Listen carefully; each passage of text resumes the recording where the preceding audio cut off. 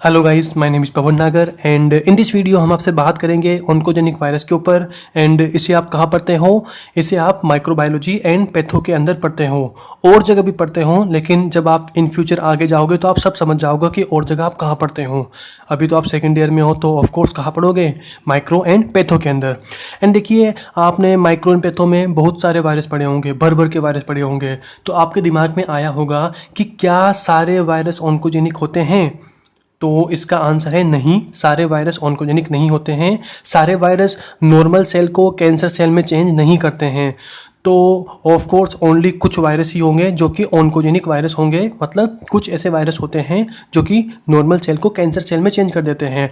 अब कुछ वायरस, कुछ में भी कौन कौन से वायरस होते हैं, हमारा दिमाग जाएगा कि यार हमें उन वायरस के नाम बताओ आप कि ऐसे कौन से वायरस होते हैं जो कि ऑन्कोजेनिक होते हैं।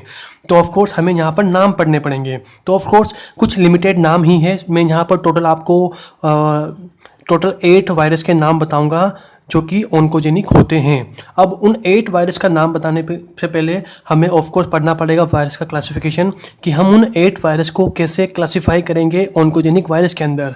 तो देखिए, क्लासिफिकेशन से पहले हम आपको कुछ बात बताना चाहते हैं जिसकी वीडियो हमने अपलोड कर दी थी। आपने हमारी वीडियो देखी हो वायरोलॉजी की, वायरस मॉर्फोलॉजी नाम से। तो इसमें हमने आपको इसमें 3 पॉइंट बताए थे, nucleic acid, capsid and envelope. हमने आपको पूरा 1 पेज के अंदर पूरी की पूरी वायरोलॉजी का बेसिक बताया था वायरस मॉर्फोलॉजी पर।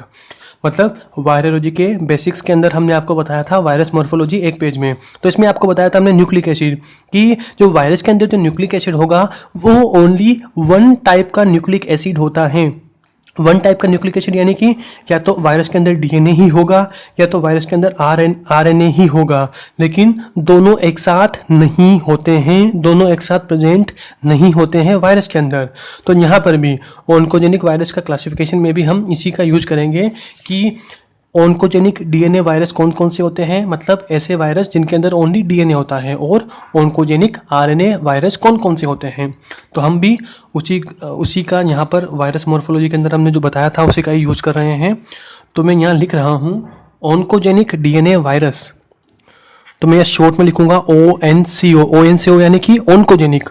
ओके, ऑन्कोजेनिक पूरा लिख देना आप, ऑन्कोजेनिक डीएनए वायरस।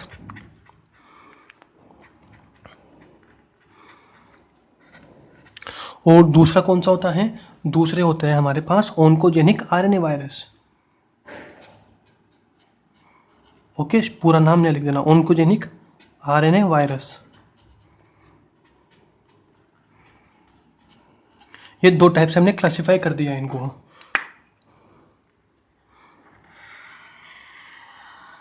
अब हमने बोला कि टोटल हम यहाँ पर 8 ऑन्कोजेनिक वायरस के नाम बताएंगे। 8 में से जो 5 वायरस होते हैं वो होते हैं ऑन्कोजेनिक डीएनए वायरस, और जो 3 वायरस होते हैं वो होते हैं ऑन्कोजेनिक आरएनए वायरस। अब डीएनए वायरस में भी देखिए, ऑन्कोजेनिक डीएनए वायरस के अंदर जो 5 वायरस बताऊंगा, आपको उसमें क्या ध्यान रखना है, आपको वायरस का नाम और वो वायरस कौन सी फैमिली से है वो नाम। ओके, वायरस का नेम एंड उसकी फैमिली का नाम, ये 2 चीज़ें आपको ध्यान रखनी है। तो सबसे पहले मैं यहाँ पर आपको पूरे के पूरे वायरस के नाम बताता हूँ। तो ऑन्कोजेनिक डीएनए वायरस के अंदर आप कौन कौन से पढ़ेंगे? इसके अंदर आप पढ़ेंगे human herpes virus 4, human herpes, मैं शॉर्ट में लिखूंगा, फुल फॉर्म आप लिख लेना, मैं बोल रहा हूँ साथ साथ लिख लेना, ह्यूमन हर्पीज वायरस 4। या फिर इसी का ही दूसरा नाम क्या है? एपेस्टिन बार वायरस। नंबर 2 होगा हमारे पास ह्यूमन हर्पीज वायरस 8, और इसका दूसरा नाम क्या है? केपोसी सार्कोमा हर्पीज वायरस। देखिए, हर्पीज वायरस वाला क्लासिफिकेशन बहुत इंपॉर्टेंट है, इन फ्यूचर हम इसको भी अपलोड कर देंगे, लेकिन उसे पढ़ लेना। तो दूसरा ये हो गया, हम टोटल 5 बताएंगे। इसके पास तीसरे नंबर का होगा हेपेटाइटिस बी वायरस, एंड इसके बाद होगा ह्यूमन पेपिलोमा वायरस, ये भी बहुत इंपॉर्टेंट है। HPV human papilloma virus, very very important. Hepatitis B virus, ये भी बहुत ही इंपॉर्टेंट है। एंड उसके बाद आता है मर्कल सेल पोलियोमा वायरस, या फिर बोल दीजिए मर्कल सेल वायरस।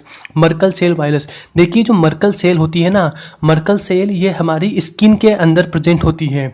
तो ऑफ कोर्स ये वाला वायरस भी कहाँ हमारी बॉडी में कहाँ इन्फेक्ट करेगा? ये करेगा हमारी स्किन को।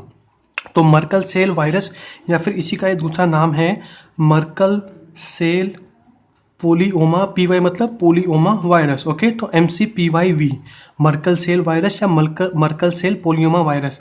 तो ये 5 वायरस होते हैं ऑन्कोजेनिक DNA वायरस। उसके बाद अब आते हैं हम ऑन्कोजेनिक RNA वायरस के अंदर कि ये कौन कौन से होते हैं। इसमें पढ़ेंगे हम टोटल तीन कौन से। एक पढ़ेंगे हम HTLV human T leukocyte human T cell leukaemia virus first, human T cell leukaemia virus first. उसके बाद हम पढ़ेंगे HIV ह्यूमन इम्यूनो डेफिशिएंसी। इसका तो आपको पता ही होगा कि एड्स करवाता है ये, तो HIV फर्स्ट। ओके, एंड एक पढ़ेंगे हम हेपेटाइटिस C वायरस। यहाँ पे क्या था, हेपेटाइटिस B वायरस। यहाँ पे क्या है, हेपेटाइटिस C वायरस। तो नीचे के तीनों क्या है, these are oncogenic RNA virus, और ऊपर वाले ये पांचों क्या हैं, these are oncogenic DNA virus. ये स्केच खत्म हो गया है, इसका यूज करते हैं। तो ये टोटल 8 वायरस पढ़ने हैं। देखिए इसका क्लासिफिकेशन भी बहुत इंपॉर्टेंट है। बहुत सी बार तो थ्योरेटिकल एग्जाम्स में क्लासिफिकेशन ही पूछ लेते हैं। ओके, तो क्लासिफिकेशन में रख लेना। ऑन्कोजेनिक वायरस 2 टाइप से, DNA RNA। DNA में 5, RNA में 3। ओके, अब हमने बोला कि आपको वायरस का नाम और उसके फैमिली का नाम ध्यान रखना है। ओके, तो देखिए ये दोनों मैंने बोला, human herpes virus 4, human herpes virus 8। तो ऑफ कोर्स ये दोनों वायरस एक ही फैमिली के अंदर आएंगे। ओके, तो ये दोनों वायरस एक ही फैमिली के अंदर आएंगे। उस फैमिली का नाम क्या होगा, हर्पीस विरिएडी। आपको पता हो ना फैमिली के पीछे क्या सफिक्स लगता है, वायरस के फैमिली के पीछे सफिक्स लगता है VIRIDAE। अभी सब समझ जाओगे। इन दोनों की फैमिली एक ही होगी जिसका नाम होगा हर्पीस, HERPES। और सफिक्स क्या लगेगा, सफिक्स लगेगा विरिएडी, VIRIDAE।